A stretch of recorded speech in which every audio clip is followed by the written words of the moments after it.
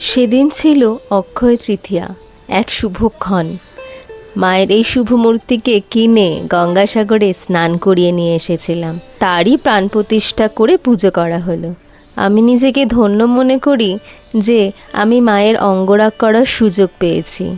বাবা লোকনাথ এবং গোপুসোনাকেও অঙ্গরাগ করে দিয়েছিলাম। আমি ভগবানের কাছে এই প্রার্থনা করি যাতে ভগবান আমাকে সৎ পথে চলার সাহস আর শুভ বুদ্ধি দেন। আমাকে এখনও জীবনের অনেকটা পথ চলতে হবে, সজ্ঞানে যাতে আমি কারোর ক্ষতি না করি। তোমরা সবাই জানিও কিন্তু আমাদের এই ঠাকুরের স্থান কেমন হয়েছে। এইভাবে জীবনের অনেকটা পথ এগিয়ে যেতে হবে হাসতে হাসতে। ভগবান সবার মঙ্গল করুক।